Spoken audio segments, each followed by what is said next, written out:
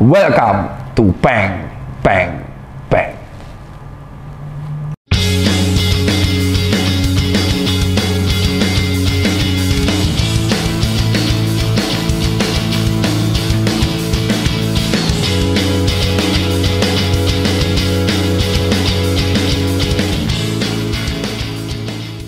Kembali lagi bersama dengan Bang Bang Bang alias Tirta alias Tirta alias Dokter Tirta. Kali ini kita akan membahas pertanyaan netizen yang di sini.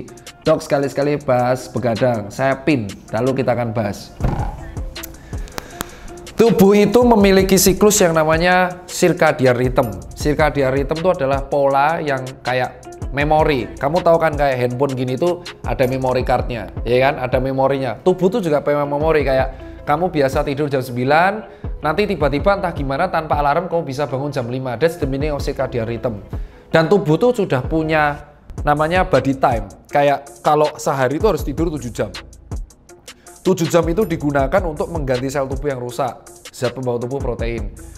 Terus mengganti sel-sel kulit, memperbaiki sel-sel tubuh, dan membuat otak itu untuk recovery dan beristirahat. Ya, circadian rhythm itu adalah sebuah pola hidup beda-beda, pola tubuh yang berbeda. Setiap manusia itu butuh tidur. Loh, kalau jaga malam gimana? Makanya kalau habis jaga malam ada yang namanya turun jaga. Jadi dia nggak mungkin jaga malam terus-terusan, yang ada gagal jantung. Ya, musuhnya tuh kayak gitu. Setiap manusia itu butuh tidur, paling nggak 7 jam. Apa akibatnya ketika kamu begadang dan kurang tidur? Ketika kamu begadang dan kurang tidur, akibat yang pertama adalah tubuhmu tidak memiliki waktu untuk recovery yang cukup. Yang berakibat pada nomor satu tadi, tubuh tidak memiliki waktu yang cukup untuk recovery. Yang berakibat kepada tubuh kita tuh ada sel-sel yang rusak yang harus diganti tiap hari. Sel darah merah tiap 120 hari, sel kulit, sel otot, mata. Yang terjadi adalah banyak sel rusak yang sempat gak direcovery. Yang terjadi adalah exhausted. Dan terjadinya sel-sel rusak ini nggak sempat diperbaiki. Yang berakibat banyaknya sel rusak yang menumpuk. Tubuh ini nanti akan ngasih alarm dengan cara mengantuk. Mengantuk ini adalah respon di mana otak kalian butuh oksigen. Maka kalian untuk istirahat. Makanya kalau gabut bingung. Makanya kalau gabut otakmu ngantuk. Kenapa? Ya karena daripada ngapa-ngapain, pemilik gua nggak ngapa-ngapain, matiin aja sekalian. Tidur. Ketika kamu begadang, harapannya tubuh ini adalah setelah selesai begadang, paginya kamu tidur. Kamu lanjutin kerja.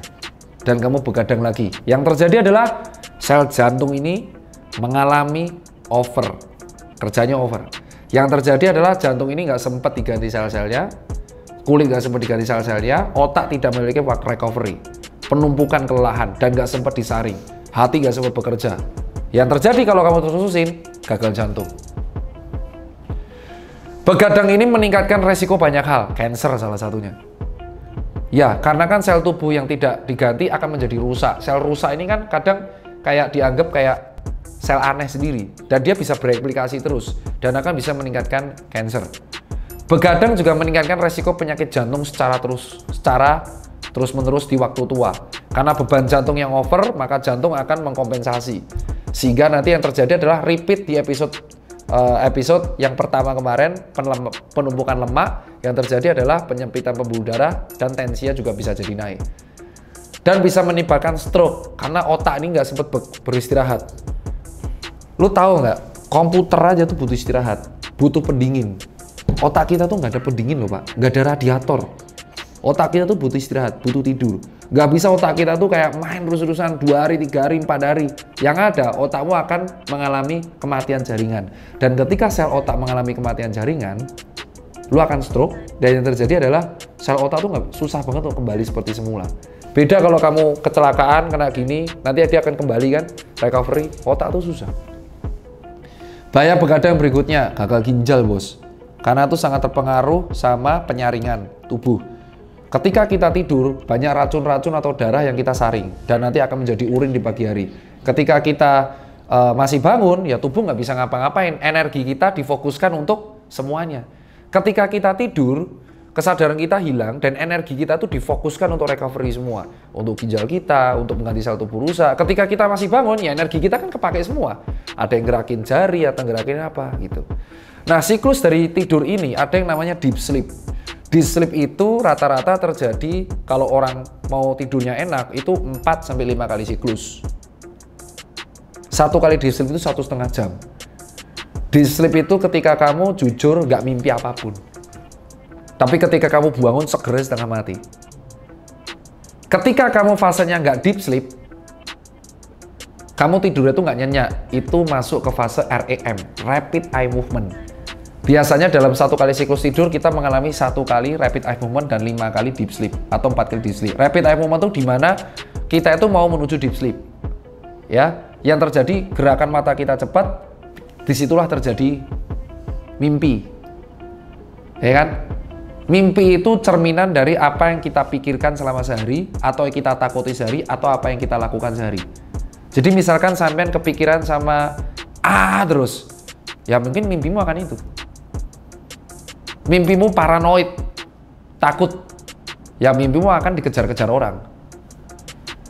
Loh kok bisa itu apa yang namanya tindian, seolah-olah kita bangun melek tapi kita nggak bisa bangun. That's the meaning of sleep paralysis. Itu kondisi dimana kita itu tidurnya nggak nyenyak, kepikiran, deep sleep-nya belum mencapai, dan kita mencapai rapid eye movement. Tiba-tiba otak kita terbangun, jebret. Otak kita bangun, tapi otot kita masih recovery. Otot kita nggak bisa gerak karena masih recovery, nggak siap bangun. Yang terjadi mata kita melek, tapi tubuh kita nggak bisa gerak. Itu bisa selisih 15 menit. Itulah saktinya tubuh manusia.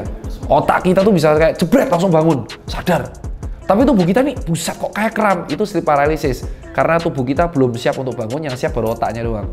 Itu ketika kamu mau deep sleep, tiba-tiba keganggu sesuatu, kepikiran atau apapun. Itu nggak ada goibnya, itu bisa diterangkan. Namanya sleep paralysis.